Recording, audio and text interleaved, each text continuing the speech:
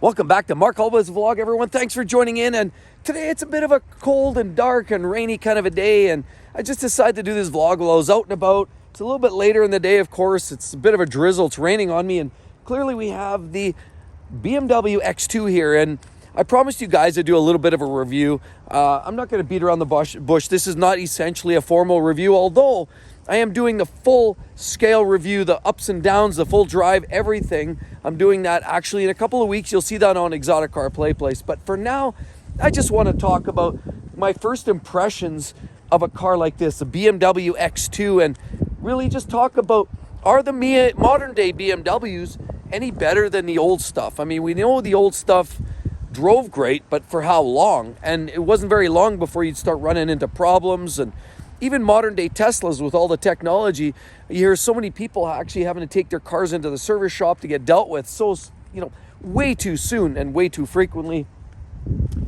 And to answer the ultimate question, does a car like this with a little turbo four-banger in an X2, does this satisfy the driver? Now, a lot of you guys have asked, hey, what's that car actually like? Wouldn't you have gone with the Turbo 6? And, there's all kinds of reasons. Yes, absolutely. Firstly, I just want to mention, this is the Turbo 4. It's the 28i, the X2.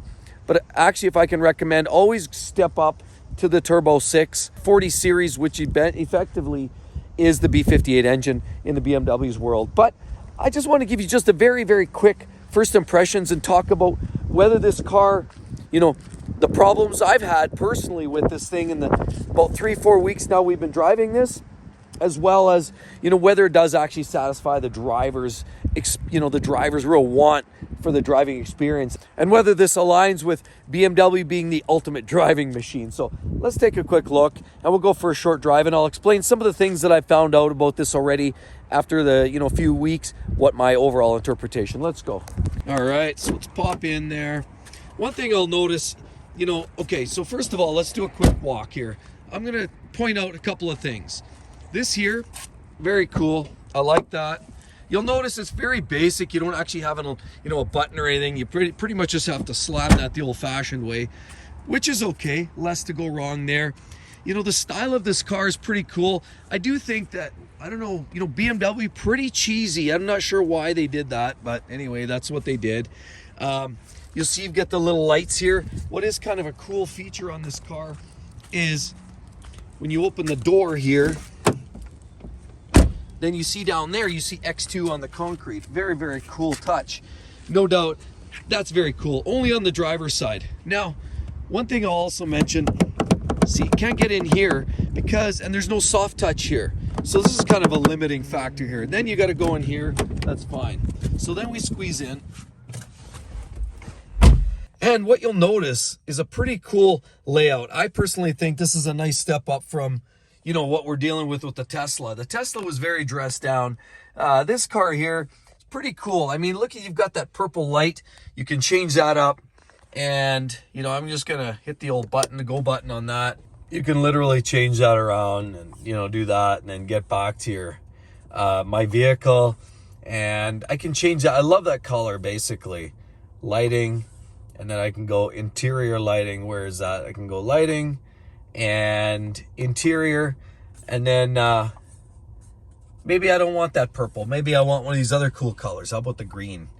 And then we should be able to just select that green right there and then back out. Now we're green in the hood. I like that. I think that's pretty cool. The driver's pod here, pretty flexible. Lots of plugins. You got the cool little BMW steering wheel with the paddle shifters, automatic transmission. Actually shifts very, very nice, I must add. And so I think it's also fair to make some comparisons between my first-hand experience with this new X2 versus my first-hand experience with the Tesla Model 3 that I had before. And a lot of you guys saw me drive that, review it. And so coincidentally on Exotic Car Play Place, I'll have a review full scale for the Tesla Model 3 as well. But really, for the most part, what I'll say is driving a BMW like this, it's going to be more of the same. You're going to anticipate down the road, once you hit about 100,000 kilometers, 60, 70,000 miles, you're going to start changing some parts. You're going to have some coolant leaks and you're going to have things like that pop up. But I think the key messaging into this, and I've been pretty vocal about my, kind of my perception of, the BMW quality control and so on and so forth in the last few years. I will say that things have gotten, from what I can tell, quite a bit better ever since they've introduced the engine that you see in this vehicle, essentially, or a variant of it, which is the B48. And then they came out with the B58 as well, which is a turbo 6, 3-liter as well. They're both modular engines. And I think BMW, from the way I can see this, is sort of switched. They've made a significant step change in terms of the overall durability and quality of their cars. Now, I wouldn't suggest that they're going to be bulletproof and they're going to be absolutely nothing ever goes wrong with them. I think maintenance is always going to be important. And there will be things you're going to have oil leaks, and, the oil filter housing leaks and the coolant leaks that you expect from BMWs are going to show up at some point. Again, 100, 120, 150,000 kilometers, you're going to start seeing leaks and parts that need to be changed. But, a lot of that is wear and tear. A lot of that is age, and a lot of other vehicles would experience something similar. But one thing I'll comment about this vehicle, and then we'll make a direct comparison. I'm going to draw the real parallel here between driving an ICE versus a Tesla, and what that really means in terms of quality and servicing and issues I had with the Tesla. And, they talk about the fact that there's less moving parts in a Tesla. There's less mechanical components.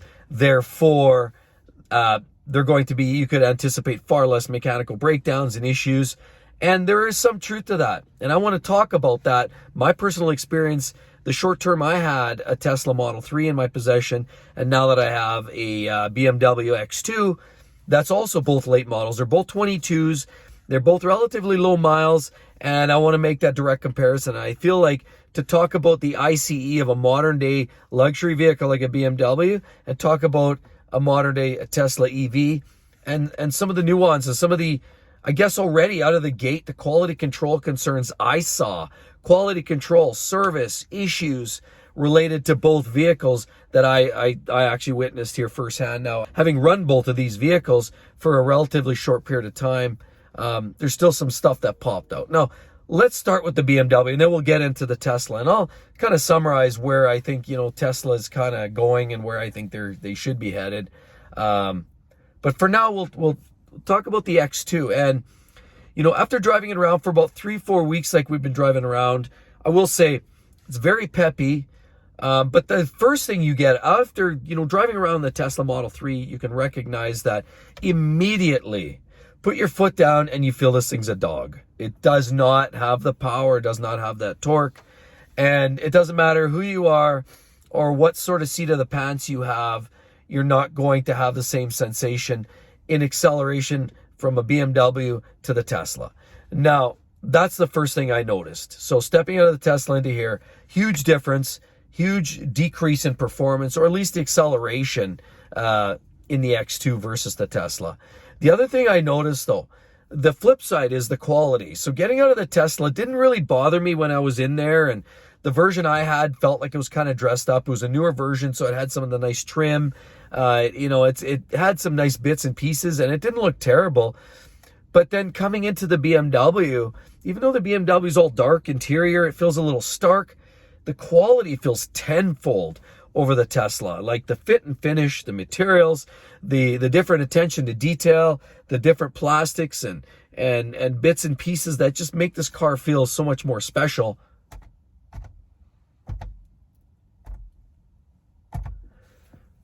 Just didn't seem to exist in the Tesla. And you didn't really notice it in a Tesla until you stepped back to back and walked into the BMW. And then the BMW just felt leagues ahead in terms of quality, fit, and finish. The technology works consistently. You don't feel like, oh, you got to hit the button 3 times. Oh, and then it took. And there's none of that touchscreen business to deal with. The BMW is dialed in. Electrically, technology, the fit and finish, the materials, at least from the driver's seat, is absolutely great.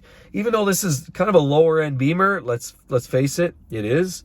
X1, X2s are kind of their bottom of the barrel. It still felt leagues ahead better than a Tesla Model 3. And for 50 grand for one of these versus about 80 grand for the dual motor I had, which was the long range or extended range Tesla, it's almost double the money. and it doesn't feel like double the vehicle. So first off, the overall fit and finish, 10 times better. The Tesla, there was a few panel gaps. I noticed in the dash, there was a few overlap in fittings and materials that weren't quite aligned, and they felt a little off skew. The front trunk didn't close all that crisply. Sorry. Felt like you really got to lean into it, and you weren't sure if you're going to dent the hood, and maybe it just takes some getting used to, but it didn't really feel all that good that way. The handles took some getting used to. I didn't personally have any issues. Some people say there are issues, and I know there are problems with the Tesla handles, especially when things get cold. For the short time I had the 3, there was no problems there. But I did have other issues. Now, I'll start by saying, with the BMW, have I had issues here too? Yeah, in the short mileage I've got here with the BMW, first of all, I'll start by saying, the start-stop here is a little awkward. You come to a stop, and then you're easing off the brakes, and then it kind of kicks on, kicks off, and it kind of lurches you, and you feel like the vehicle's going to throw itself apart. So I didn't love that in the BMW, and clearly with the Tesla, you won't have a start-stop system, so that doesn't matter. It's a moot point. So that's an issue. The BMW, another thing I noticed was a few times when you're getting hard on the throttle, I felt like some surging, almost like a fuel pump was going bad or a bad fuel injector. Now, I mean, it's been running fine since, and maybe that was just somebody put some shit gas in here beforehand. I don't know. But it felt like there was some surging there on a hard acceleration. Since then, it's sort of cleared up. I haven't noticed that for a while. But that was the thing. One thing I've noticed with the Beamer here, we didn't pick it up new. This thing has a few Ks on it, but there's already some front end noise. When I say that, like if you hit a bump, a sharp enough bump, there's a clunking and a banging, and there's a distinctive noise when you turn a little bit full lock one way, but maybe not the other way. One way has a little bit of a kind of a grindy noise, and the other way had no noise.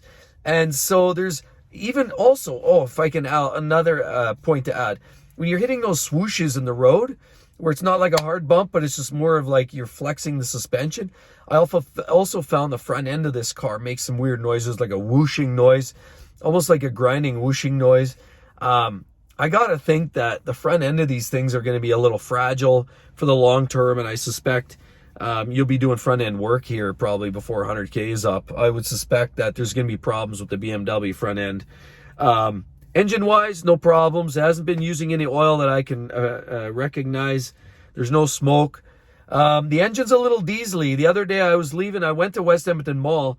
If any of you guys have ever been there, I was down there looking at doing some shopping, and actually they had a Ferrari in there in the mall.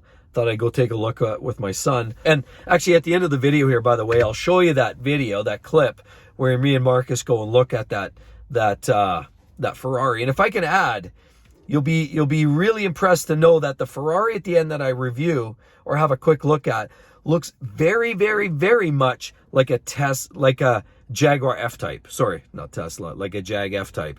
So, and as a matter of fact, that car was outfitted in the same color as my F-Type. And yeah, the headlights are different and all this and that, but that car was very, very similar to the F-Type by very design. And I want to show you that. So you definitely want to check out at the very end of the video. If you're bored with the rest of this content, please stick around, go to the end of the video, check that out. You're going to love it, because that is a Ferrari that costs 3 times as much money, but could be easily mistaken for an F-Type, in my opinion. But we'll touch on that at the very end. Now, so enough about the BMW. Other than that, there's been no hiccups, no glitches. Everything's worked electrically just fine. There's been no problems. All right, we just had some creepy guy there checking out what I'm doing here, just chatting. This is a shady neighborhood, and there's been a lot of break-ins, a lot of weird things going on. But anyway, suffice it to say, the BMW's been pretty ruthless. It's been a pretty solid workhorse, other than some of that front-end noise, and I really can't complain. Now, the Tesla, for the short duration I had it, and I actually had it for less than I have the BMW, the Tesla had a few problems, like I said. I already mentioned about the front trunk. And one other thing, there was some front-end noise as well on the Tesla. I don't know what it was. I hit a few bumps that were okay, and then I hit a couple sharp ones, and it felt almost like it was going to come apart. So I have to wonder if there isn't something brewing there. I know there's a lot of critics that talk about some of the suspension parts on the Teslas becoming particularly fragile or not bolted together from the factory. If I had a little longer, I'm sure I could probably expand on that.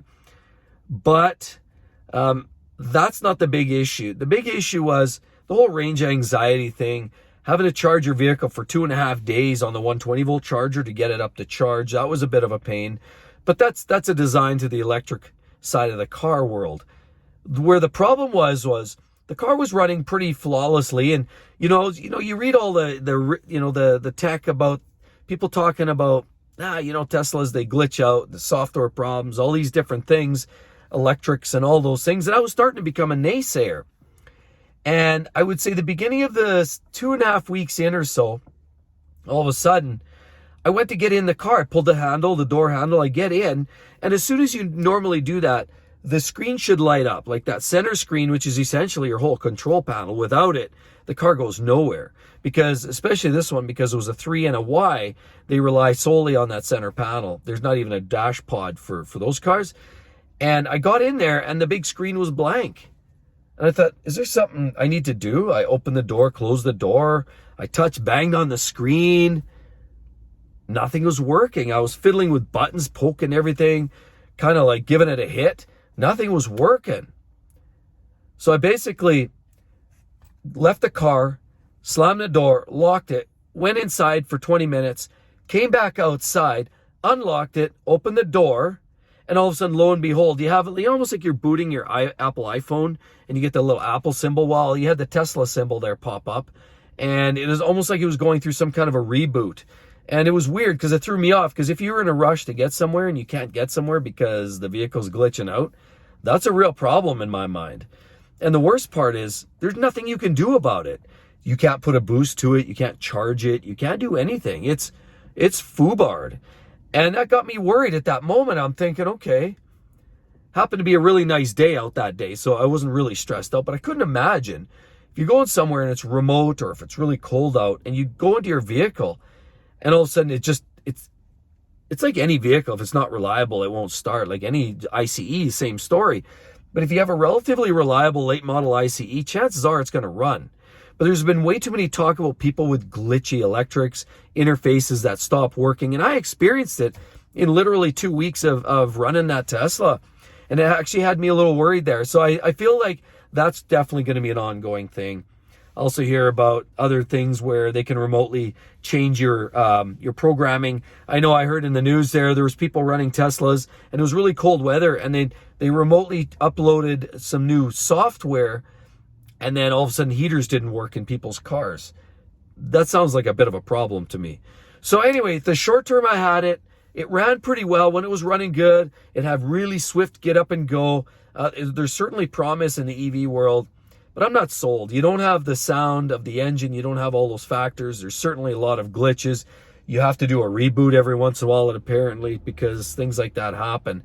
Now, you won't have coolant leaks. You won't have oil leaks like the BMW might see once you hit that 100,000, 130, 140,000 kilometers.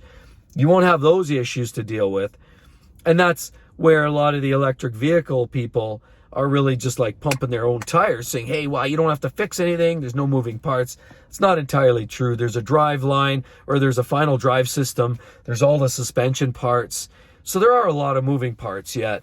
You just basically don't have the engine. And I don't know. I mean, a microprocessor versus an internal combustion engine, still a jury's out on which one's more reliable. And then on top of it, I've heard others. There's a gentleman that actually had a Tesla Model X, came across, and he said it was the biggest piece of shit. He had so many problems that spent more time in the shop getting reprogrammed, fixed, or what have you, that he was just done with it. He called it junk, essentially. Then he decided, well, he wanted to stick in the spirit of electrification, bought himself one of those new Ford Lightnings, and coincidentally, he's had just as many, if not more, problems with that vehicle. So it's not unique to Tesla. It is an EV thing. It's not to say all of a sudden, oh, I'm going to buy a Porsche Taycan or a Ford Lightning or whatever, and you'll be out of the woods. I feel like the technology in general is a lot more finicky, a lot more technology for sure going on there. And you know, even if you're not a person that loves all the sounds that an ICE car makes, like obviously the F-Type is near and dear to my heart. I love driving Aventadors. They have the best sounds. A Ferrari 812 super fast. I had a Lamborghini Gallardo with the V10, literally the best sounding cars on the planet. And when you're on full chat with those cars, I don't even care. It doesn't matter 0 to 60 2.9 versus, you know, 3.4. I don't care. It doesn't matter. The sound is enough to just wake up the gods. So at the end of the day, this isn't here a rant about, you know, go EV, go ICE. That's not what this is about. I just wanted to share with you my firsthand experiences driving this essentially this late model or 22 BMW X2, and I've had a few little issues with it, as well as versus the Tesla Model 3 had a few issues there as well. So I want to summarize that. But on top of that, definitely check out this video here. I want to show you, Marcus and I, we took a drive down to West Edmonton Mall and had a good look around, and we came across this beautiful Ferrari. Here, check it out. Hey buddy, so what do you think? We're going to take a look. I hear there's a Ferrari here at the mall, West Edmonton Mall. What do you think? You want to check it out? All right, let's take a look. Whoa, what do we have here? We have a Ferrari Portofino. I mean, what we have here is essentially a front engine Ferrari. And I can't help but notice this, guys. For all of you F-Type lovers out there, you can't help and deny or not deny that this does not look a lot like an F-Type. But let's take a quick look around. We have these great, beautifully finished exhaust tips on there. Love that rear valence or that rear splitter down there.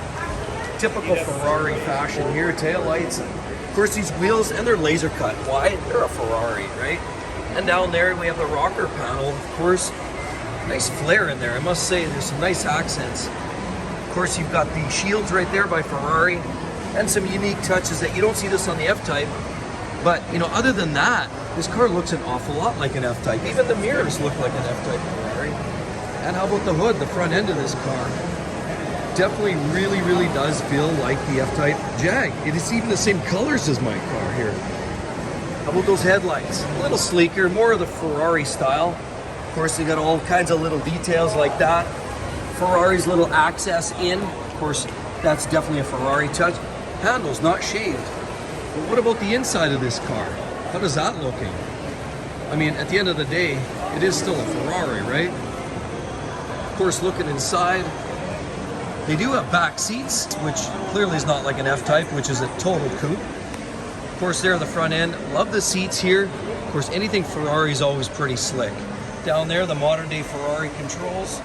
And I love that steering wheel. As typical Ferrari fashion, you've got carbon fiber. You have all the controls on the steering wheel itself. Absolutely gorgeous. Center panel, Ferrari style. And of course, down there, you've got the Portofino mats, just to match up as well, and aluminum pedals. Take a look down there. How about right here? Carbon ceramic brakes on this Ferrari. I love the silver calipers. Definitely a nice low profile look. Now this isn't a fire breathing unit, but this is still a Ferrari by all intents and purposes. Absolutely gorgeous car, but this car has a little different drivetrain than we're getting from the Jag. Obviously we have a 3.9 liter V8. It makes about 612 horse. How about performance? 0 to 60? Oh, it's about that 3.4 seconds. So very, very comparable to what we'd consider maybe the SVR in the Jaguar world, which is much closer to the 600 horsepower range. But this is doing it Ferrari style. Of course, absolutely gorgeous in every sense of the imagination. But how much does all this fun actually cost? Well, let's take a look. There's actually a bit of a sign right here.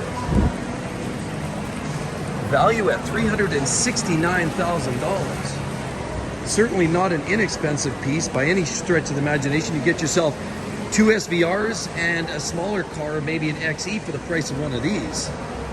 So what do you think there, bud? Is that a pretty slick car? Do you think that's anything like the F-Type? Yeah, it's really similar. Do you like this better? Or? Yeah. Really? So you like the Ferrari better than the F-Type? Yeah. How about bang for buck? Do you think the value's there?